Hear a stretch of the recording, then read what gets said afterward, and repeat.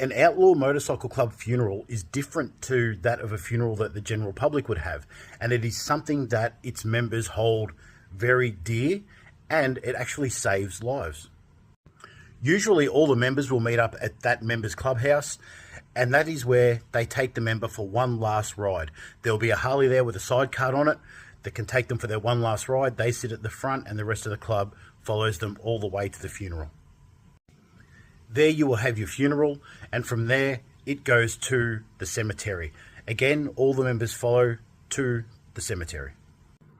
And this is where they take the saying, "He and heavy, he's my brother," very, very seriously. Once at the cemetery, the motorbike or car will pull up and all the brothers will line up in a stretch of two, and the casket is carried over the shoulders of all the brothers all the way down. He does not go on a stretcher. He goes over the shoulders of every brother. They all take turns in carrying him. If the line from the road to where the grave isn't long enough, brothers will run from the back of the line to the front of the line to have another go all the way until they're at the site for the burial. And from here, most clubs have another saying called "We bury our own," and that is where, after the member is lowered down into the ground, every single member takes turns on the shovel of burying their own member. And then obviously the usual things take place after that, and everybody goes back to the clubhouse, and there's usually a big party, mourning, that type of thing.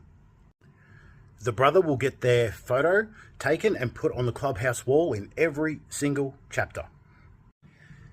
A club funeral is seen as a huge, like a massive honor in the eyes of its members. It's one of the crowning achievements that you can have.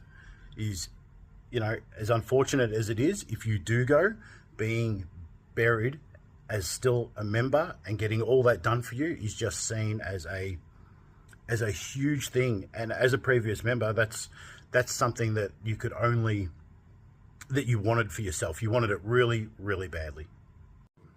Now, a lot of clubs also have a rule that if a member commits suicide, that they will not get this club funeral.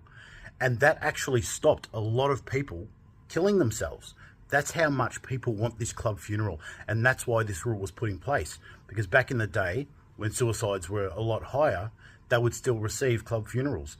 So what's a good deterrent for that? Well, if you do commit suicide, you don't get the club funeral.